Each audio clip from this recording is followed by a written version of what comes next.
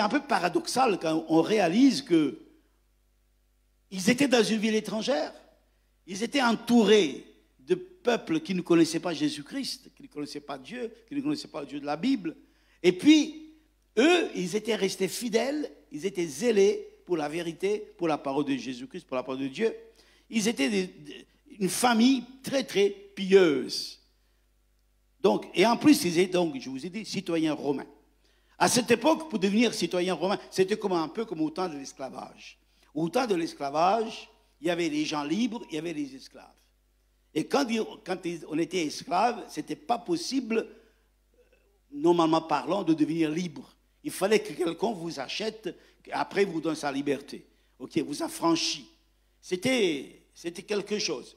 Alors, les parents de Paul étaient devenus citoyens romains parce que certainement, ils avaient rendu des services à l'Empire romain.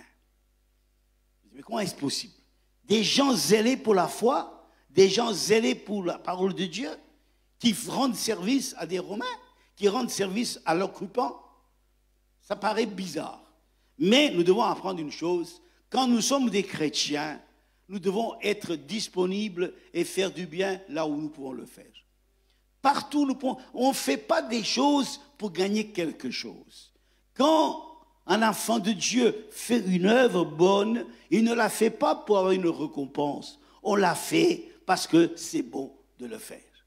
Ça me fait penser à ce colonel français qui avait été, pendant qu'il y avait une prise d'otage en France, un terroriste avait pris en otage une femme. Il a dit au terroriste, laisse aller la femme et prends-moi en otage. Et finalement, le terroriste a tué le colonel. Et c'était un héros en France. Hein. Donc, il a libéré cette femme de la mort et lui, il a été tué dans cette histoire. Donc, ça nous fait comprendre que quand nous pouvons faire le bien, nous devons le faire. C'était un militaire, c'était un homme qui, son devoir, c'est de protéger les autres. Il a fait jusqu'à la mort. Et donc, ici, les parents de Paul étaient donc des citoyens romains et Paul aussi a été aussi un citoyen romain. Et il en était fier. Il en était fier. Hein? Comme de bons juifs, sa famille, ses parents, comme le prescrivait la loi rabbinique, à l'âge de 12 ans, tous les garçons devaient apprendre un métier. Okay? Tous les garçons devaient obligatoirement apprendre un métier manuel. Okay? Et il a appris faiseur de tentes. Okay? Nous devons comprendre qu'à cette époque, pratiquement tout le monde vivait sous des tentes. Donc, il faisait des tentes à partir de peaux de cabri, de chèvre. Il séchait les peaux, il les cousait ensemble et faisait des tentes avec ça. Donc, on voit qu'à l'âge de 12 ans, ses parents l'ont envoyé apprendre ce métier-là. Et c'est un métier qui va lui être utile plus tard. Il va gagner sa vie avec ça. Il ne va pas demander, il ne va pas mendier son pain. Mais il va être, au contraire, quelqu'un qui va travailler pour bénir les autres. Donc, un bon chrétien, un bon serviteur de Dieu ne doit pas être un mendiant. Dieu a dit à Abraham, tu seras une source de bénédiction. Tu ne seras pas une source de problème, mais une source de bénédiction. Beaucoup de gens, beaucoup de pasteurs rêvent d'une chose, de ne plus travailler. Travailler pour le Seigneur. Ça veut dire quoi ça? Tout le monde travaille pour le Seigneur. Mais ils veulent travailler, gagner de l'argent. Ici, nous voyons que Paul avait, dès le départ, appris un métier pour subvenir à ses propres besoins et aux besoins de ceux qui étaient avec lui. Alors, on peut dire que faiseur de tentes, dans notre contexte actuel, ça peut représenter, comment dire, maçon. Hein? Imaginez Saint Paul, un maçon. Il était un maçon. Aujourd'hui, on méprise les maçons. Qu'est-ce que c'est un maçon? Il n'est qu'un maçon. Mais un maçon, c'est un métier noble. Il y a qu'à l'île Maurice qu'on méprise les maçons. C'est un bon métier, ça. C'est un métier valable, ça. Honorable, ça. N'est-ce pas? Alors, il ne faut pas se dire, ah mais non, s'il n'a pas tel diplôme, s'il n'a pas telle affaire, il ne vaut rien. Non, non, peu importe. Il n'y a pas de sot-métier, il n'y a pas de métier à mépriser. Tous les métiers sont bons. D'ailleurs, à Maurice, on a un gros problème. On n'a pas suffisamment de maçons, on n'a pas suffisamment de menuisiers, on n'a pas suffisamment de soudeurs. On manque de tout ici. C'est malheureux parce que les gens n'apprennent pas des métiers manuels. Pourtant, les métiers manuels sont importants. On en a besoin. Donc, à l'âge de 12 ans, il apprend un métier. Et en même temps, il fréquente les écoles païennes des philosophes. Voyez, c'est vrai qu'ils sont juifs, c'est vrai qu'ils sont différents des autres, mais ils fréquentent les écoles païennes des philosophes. On peut se dire, mais comment est-ce possible que ces parents qui étaient pourtant des pharisiens zélés ont-ils permis à leurs fils d'aller dans des écoles philosophiques païennes?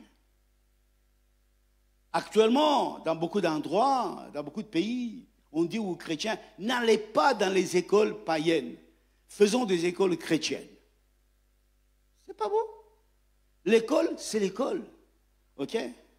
L'école, c'est l'école. Jésus a dit, vous êtes dans ce monde, mais vous ne faites pas partie du monde. Mais nous sommes dans ce monde. Nous devons avoir l'éducation, nous devons avoir les connaissances, nous devons avoir, savoir et connaître ce que c'est, qu'est-ce qu'il y a dans ce monde. Comment voulez-vous évangéliser des gens que vous ne connaissez pas? Comment voulez-vous toucher des gens dont vous ne savez même pas qu'est-ce qu'ils cherchent, qu'est-ce qu'ils veulent? C'est important, c'est indispensable que les chrétiens connaissent dans le monde où nous vivons. Donc, Paul de Tarse a été à l'école des philosophes. C'est pour ça que plus tard, quand il parlait avec les philosophes, il savait quoi leur dire. Quand il était à l'acropole d'Athènes, quand les philosophes l'ont interrogé, il les a tournés en bourrique. Parce que Paul connaissait très bien leur doctrine, connaissait très bien leur raisonnement, connaissait très bien leur objectif. Donc c'est très important pour un chrétien de connaître la réalité du monde où nous vivons. Nous ne sommes pas des gens enfermés dans notre spiritualité. Non, non, nous sommes spirituels, mais nous sommes des gens sages, des gens équilibrés, des gens qui savent et qui comprennent qu'est-ce qu'il y a autour d'eux. Probablement que Saul de Tarse, quand il travaillait, il a appris son travail peut-être avec des païens. Un bon chrétien, dans son travail, il doit être la lumière.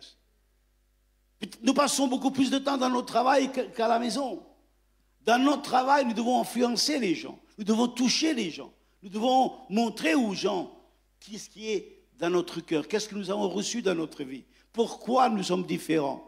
Pourquoi nous avons été transformés? Par qui et comment? Par Jésus-Christ, par le Saint-Esprit.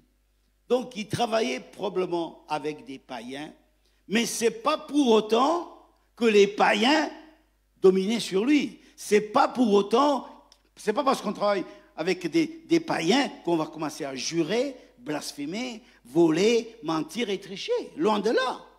Oui, non. Ce n'est pas une raison. Pourquoi les chirurgiens, quand ils font des opérations, ils mettent des gants? Pourquoi ils mettent des combinaisons quand ils vont opérer? Pour que les microbes qui sont de leur corps ne viennent pas toucher le corps du patient, pour se protéger. Donc, nous sommes dans ce monde, mais nous ne devons pas nous laisser influencer par les gens de ce monde. Donc, il a appris son métier. Il va à l'école des philosophes, il travaille avec des païens, mais il reçoit son éducation religieuse avec ses parents à la maison. À la maison, on lisait la Bible, on méditait la parole de Dieu, on cherchait, on raisonnait sur la vérité. Ça, c'était à la maison. Chaque papa, chaque maman a la responsabilité d'éduquer spirituellement son enfant. On ne peut pas laisser ça aux autres. C'est notre devoir. C'est à nous de le faire. OK? Et c'est ce que les parents de l'apôtre Paul ont fait avec lui.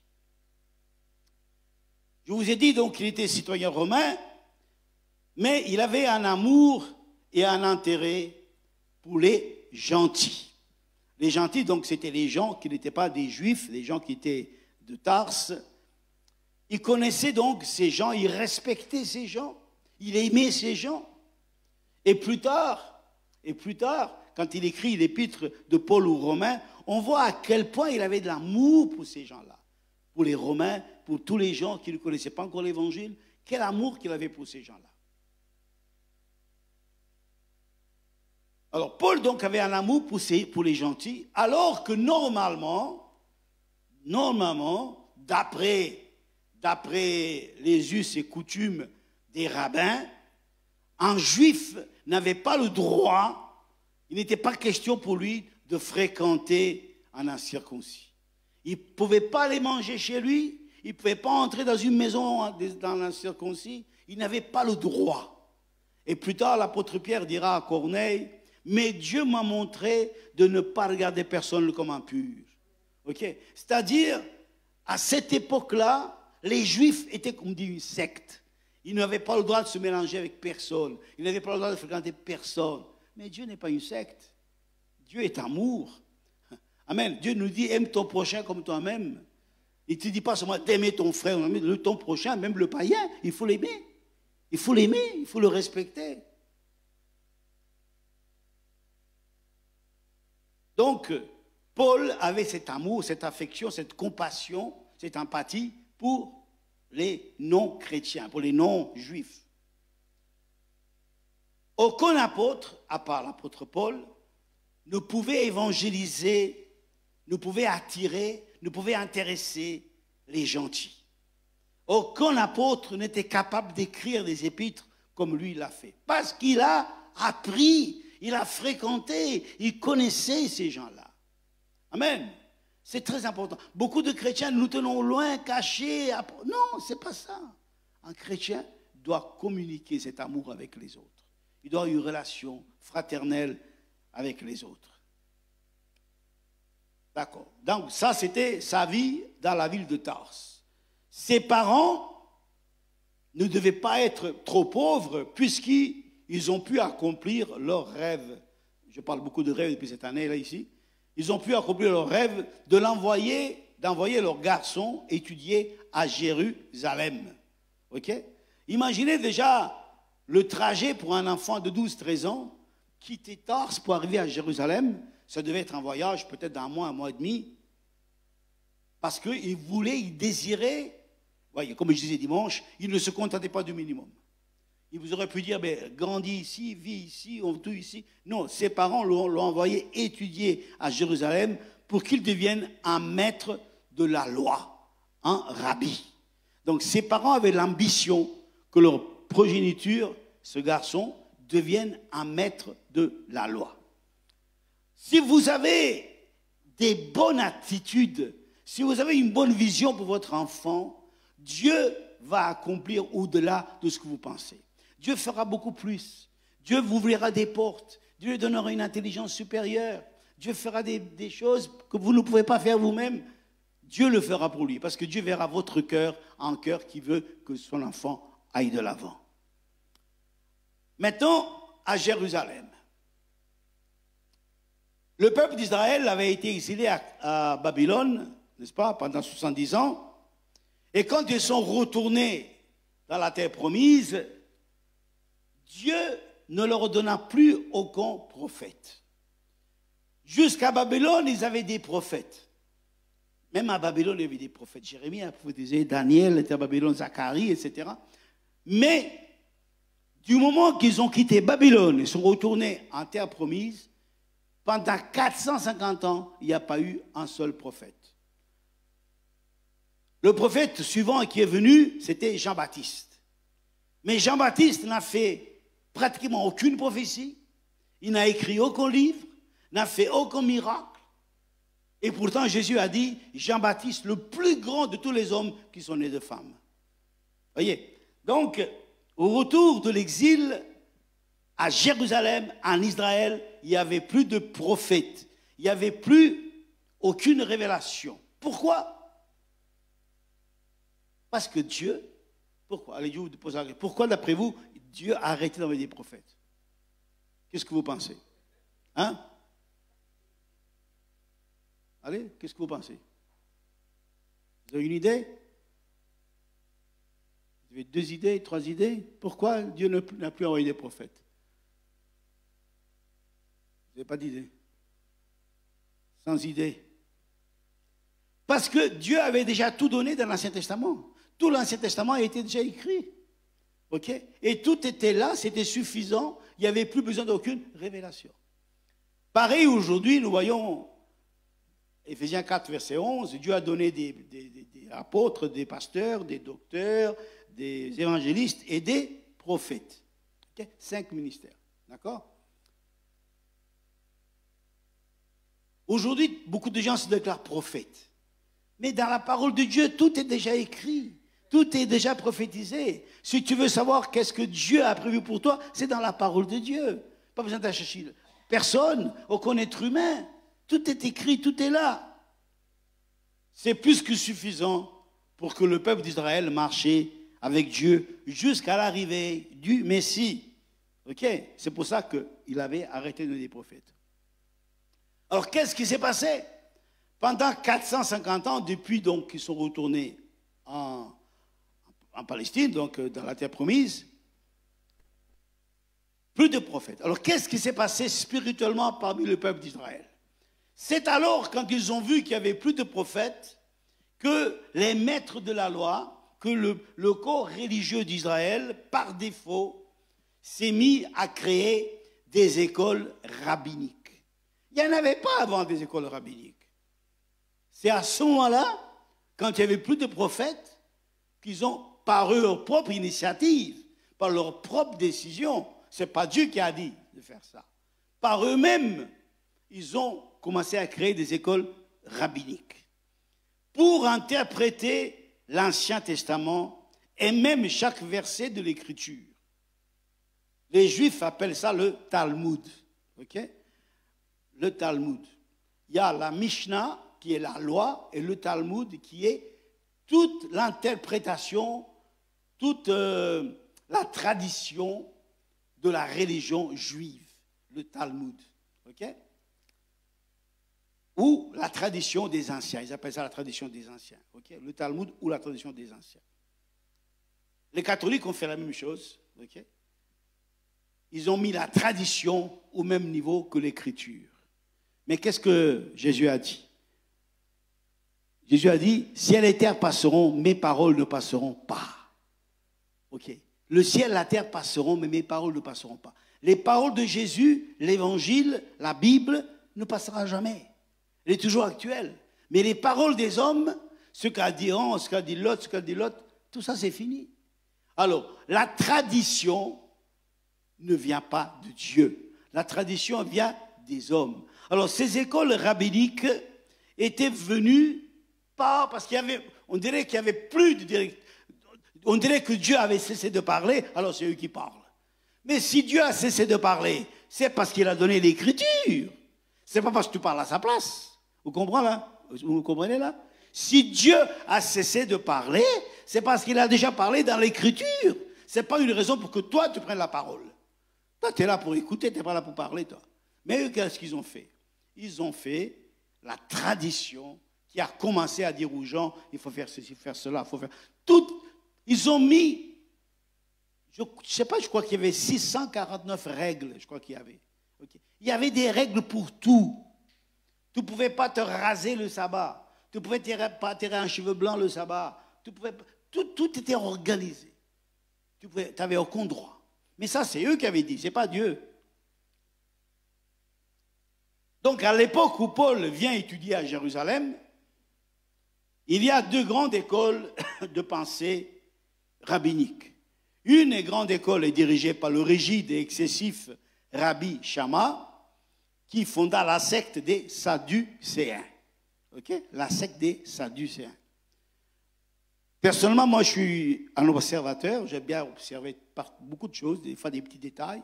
Et quand nous étions à Jérusalem l'année passée, ou il y a 2 ans de cela, quand nous étions au mur des lamentations, okay, où tous les Juifs vont dans le mur, moi, j'ai commencé à regarder partout. Et qu'est-ce que j'ai vu? Écrit là-haut, école de rabbins, école de rabbins. Il y avait 2 écoles de rabbins. C'est encore, ça existe toujours. Hein? Donc, il y avait l'école de Rabbi Shammah, des Sadducéens, et l'autre école, celle du Rabbi Hillel. Le Rabbi Hillel était plus pragmatique, plus tolérant et plus attirant. Ok? Et il voulait que ses disciples mettent un peu de leur cervelle dans ce qu'ils font. Dieu nous a donné une intelligence. Ce n'est pas pour que nous fassions tout comme des moutons. Nous baissons la tête, nous foncer. Non, Dieu nous dit au contraire, lève ta tête, réfléchis. Est-ce que ce que tu fais là, est-ce que c'est censé là? Il y a une raison ça?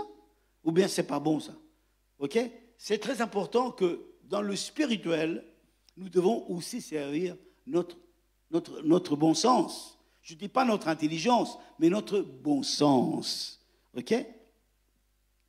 Et les pharisiens, malgré tout, ils avaient encore gardé un peu de bon sens. Donc, depuis la mort de Hillel, du rabbi Hillel, son successeur fut le rabbi Gamaliel, homme très très célèbre. Ok? Gamaliel. Donc, le Saul de Tarse, à l'âge de 13 ans, se tenait à ses pieds pour apprendre toute l'interprétation de la loi et a appris de la bouche de Gamaliel l'art de l'éloquence. Parler, c'est un art, ça. Vous pouvez parler et agacer les gens, ou bien vous pouvez parler et garder les gens comme ça. Qu'est-ce qu'il va dire là? Qu'est-ce qu'il va dire là? Ça, c'est un art, c'est un don, ça. OK? Il y a des gens, quand ils parlent, ils vous fatiguent. Il y en a d'autres, quand ils parlent, ils vous intéressent. C'est pas pareil. Ça, c'est un art, ça. Et Paul a appris l'art de l'éloquence avec Gamaliel. Et même quand Paul est devenu le plus grand de tous les apôtres, avec une connaissance qui surpassait celle de Gamaliel, parce que sa connaissance n'était pas une connaissance humaine, Gamaliel avait appris de Hillel. Okay? Mais Paul avait appris de Gamaliel. Mais à un moment donné, Paul a rencontré Jésus-Christ. Et quand il a rencontré Jésus-Christ, le Saint-Esprit lui enseigna tout le reste. Donc, Paul, à un moment donné, était rempli non plus d'une connaissance rabbinique, mais d'une connaissance divine. Malgré cela, Paul a toujours gardé le plus grand respect pour ses maîtres dans la loi. Jamais Paul n'a dit un mot contre le souverain sacrificateur, contre les rabbins. Paul n'a jamais été amer contre ces gens-là. Ces gens-là ont voulu le tuer. Ils l'ont persécuté, ils ont essayé de lui faire du mal, mais jamais Paul, une seule fois, n'a dit un mot contre. Ça s'appelle le respect, la reconnaissance. Ça s'appelle n'a pas mordu la main qui donne à manger. Okay. Bien souvent, certaines personnes, ils ont grandi avec peut-être avec un pasteur, avec un enseignant, et à un moment donné, ils se lèvent la guerre, partout ils vont aller parler contre cet homme-là. C'est pas gentil, parce que c'est quand même cet homme-là qui t'a fait arriver là où tu es arrivé aujourd'hui. Il faut toujours du respect. Okay? Paul a toujours gardé un grand respect pour ses maîtres qui l'ont élevé dans la connaissance de la loi. Encore une fois, si Paul a été si puissamment utilisé par Dieu, tout comme l'a été Moïse, c'est parce qu'il a fait des études très sérieuses. Moïse a grandi dans toute la sagesse des Égyptiens. Et Paul a grandi dans toute la sagesse des philosophes. Donc Paul était armé, équipé. Paul avait la qualification pour pouvoir parler, argumenter avec ces gens qui se disaient très très intelligents, au-dessus de tout ce qu'on peut penser à cette époque-là. Il a fait des études très sérieuses, n'est-ce pas? C'est pour cela que plus tard, Dieu va l'appeler, il dit, mettez-moi à part Paul et Barnabas pour l'œuvre à laquelle je les ai appelés. Il avait beaucoup de monde dans l'église, mais c'est ceux de là qu'il a appelé, parce que Paul était celui que Dieu avait préparé à l'avance. Donc Paul, avant tout, il a étudié la parole de Dieu chez Gamaliel. Il y a une très grande différence entre étudier la parole et réciter la parole. Par exemple, j'ai vu un petit garçon de 7-8 ans qui récitait le Coran par cœur. C'est incroyable, c'est un phénomène. Bon, le Coran, ce n'est pas la Bible, c'est petit le Coran. Hein, okay? Mais il récitait ça par cœur. Et quelqu'un le dit, posait la question, il dit, est-ce que tu comprends ce que tu dis? Il dit, non, je ne comprends rien. Il peut réciter, mais il ne comprend rien de ce qu'il dit. Voyez? Alors, ça ne sert à rien de connaître la Bible sans comprendre l'esprit qui est dans la Bible. Ça ne sert à rien de connaître la parole de Dieu si tu ne découvres pas les profondeurs, les merveilles de la parole de Dieu. Paul n'avale pas une nourriture que d'autres ont mâchée. Gamaliel a avalé la nourriture d'Hillel, du rabbi Hillel.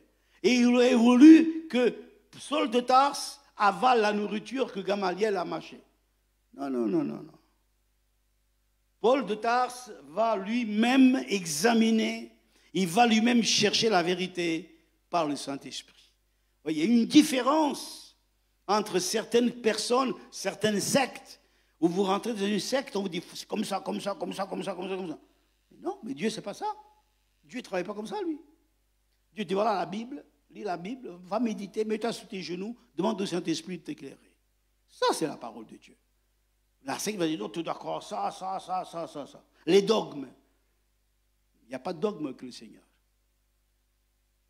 Dans les Écritures, l'apôtre Paul va découvrir toutes les erreurs que les païens font par manque de connaissance. La parole de Dieu nous montre la folie des hommes. Si vous lisez le livre des Proverbes ou l'Ecclésiaste, n'est-ce pas, on voit la parole de Dieu qui nous montre la folie de l'humanité. N'est-ce pas? Salomon disait tout est vanité. Tout est vanité. Ok? Et il nous suffit de réaliser que dans la parole de Dieu, nous trouvons toute la vérité et nous pouvons discerner ce qui est bon et ce qui ne l'est pas. Donc, Paul, en lisant la parole, a découvert toutes les erreurs que les païens font par manque de connaissance de la vérité, de la parole. Jamais l'apôtre Paul ne serait arrivé à son niveau s'il n'avait pas appris avec humilité la parole au pied de Gamaliel. Nous devons réaliser que même, c'est vrai, quand Jésus l'a appelé, il a fait un saut en hauteur comme ça, mais quand même, chez Gamaliel, il a beaucoup appris. Il a beaucoup appris. Moi, je n'oublierai jamais, quand j'étais à l'école, j'avais peut-être 12-13 ans, il y avait un professeur qui m'avait fait une très bonne impression, qui m'aimait bien et qui m'a toujours encouragé. C'est grâce à lui si j'ai commencé à faire des progrès à l'école. Donc, c'est ce type-là qui m'a aidé. Et je ne pourrai jamais l'oublier. Grâce à lui que j'ai pris courage, je me suis intéressé aux études, etc. Paul, pareil comme il dit, il était au pied de Gamaliel pour apprendre. Encore aujourd'hui, donc je vous l'ai dit tout à l'heure, près du mur des lamentations, il y a les écoles rabbiniques. Mais sans un appel divin sur la route de Damas, Saul ne serait jamais devenu Paul. Il a fallu que le Saint-Esprit, il a fallu que Jésus-Christ l'arrête, le fasse tomber du cheval, lui dit « Saul, Saul, pourquoi me persécutes-tu » Ok? Il ne serait jamais devenu l'apôtre Paul sans l'intervention divine du Seigneur. C'est sûr que, suivant l'exemple de Saul de Tarse, nous devons nous instruire sans cesse, spirituellement, naturellement, scientifiquement, tout. Nous devons progresser. Mais c'est uniquement le Saint-Esprit qui peut nous faire devenir des vrais enfants de Dieu. Ok? C'est le Saint-Esprit. D'ailleurs, Paul, c'est lui encore lui dit dans 2 Corinthiens, c'est l'Esprit qui vivifie, la chair ne sert à rien. Ok? C'est très important d'avoir la connaissance, mais si tu n'as pas le Saint-Esprit dans ta connaissance, tu resteras un Gamaliel, tu resteras un homme religieux. Un point, c'est tout. Gamaliel a fait de Saül un grand rabbi, un grand maître de la loi, un membre influent du Sanhédrin. Paul faisait partie du Sanhédrin. Le Sanhédrin avait 70 membres. Et Paul était un membre du Sanhédrin. Pourtant, il était encore très jeune. Peut-être qu'il avait 25 ans, 27 ans. Okay. Il était membre du Sanhédrin. Gamaliel a fait de Saül un grand rabbin, un membre influent du Sanhédrin. Gamaliel peut faire des Gamaliel, mais jamais il peut faire un apôtre Paul. Okay. Il a fallu l'intervention divine du Saint-Esprit pour transformer Saul de Tarse en Paul. N'est-ce pas? Gamaliel a fait un persécuteur, un homme violent. Paul, dans 2 Timothée, il dit « Moi qui étais auparavant un persécuteur, un homme violent. » Okay? Malgré qu'il a étudié la religion, malgré qu'il a grandi dans la religion, malgré qu'il était versé dans la connaissance de la parole, il était un persécuteur, un homme violent. Un homme qui agissait par ignorance, animé d'un zèle excessif pour la tradition de ses pères. C'était un homme buté, un homme qui faisait des choses sans réfléchir. Okay? Mais quand le Saint-Esprit est venu, tout a changé. Okay? La religion ne fera pas de vous un Paul, il fera de vous un Gamaliel, il fera de vous tout le temps un homme religieux, mais jamais un homme spirituel. L'intelligence humaine peut amener des milliards de dollars. Aujourd'hui, nous voyons des hommes comme Musk ou Bill Gates ou les autres avoir des milliards, des fortunes colossales. Ce n'est pas par le Saint-Esprit qu'ils sont arrivés à faire ça. Ce n'est pas leur intelligence. Ce sont des gens intelligents, des visionnaires, etc. Ils ont gagné beaucoup, beaucoup d'argent. Okay? L'intelligence humaine peut amener des milliards de dollars dans votre poche. Mais le salut est encore moins la paix et le repos de l'âme, c'est seulement le Saint-Esprit qui l'apporte. Si tu n'as pas le Saint-Esprit, si tu n'as pas une rencontre avec Dieu, avec Jésus-Christ, comme Paul l'a eu sur la route de Damas, tu resteras un homme religieux. Malgré que tout est bon dans ta vie, tu as bien grandi, tu as fait les choses parfaitement bien, etc., etc. Mais il faut qu'il y ait une rencontre. Il faut que tu sois brisé. Il faut que tu réalises que sans Jésus-Christ, tu ne peux rien faire. Amen. Que Dieu soit béni. Seigneur, nous te rendons grâce ce soir, nous te louons parce que tu es là, parce que tu es fidèle, Seigneur. Merci, Seigneur, qu'en examinant la vie de Paul, Seigneur, à Tarse et à Jérusalem, nous avons vu, Seigneur, que c'est important d'étudier, c'est important de travailler, c'est important d'apprendre, mais c'est encore plus important de te rencontrer, toi, Seigneur, de te connaître, d'être touché par ton esprit, d'être transformé. Nous te louons ce soir, Papa. Merci pour ton amour immense, Seigneur. Merci pour ta fidélité qui ne peut pas changer, qui ne peut pas diminuer. Merci, ô Dieu de gloire. Je te bénis, Seigneur. Nous ne voulons pas, Seigneur, rester comme des Gamaliel. Nous voulons, Seigneur, au contraire, devenir comme des Paul, Seigneur. Nous voulons, Seigneur, qu'il ait touché de ta main, Seigneur, pour briser sur tout raisonnement, Seigneur, et que nous ne soyons pas remplis en but de connaissances humaines, que nous soyons en but, Seigneur, remplis de ton Esprit Saint. Nous te remercions, Papa. Sois glorifié au nom du Seigneur Jésus-Christ. Nous te disons merci, Seigneur. À toi la gloire. Chante un cantique, chante un petit chant. Merci, c'est venu, frère. On va chanter un chant.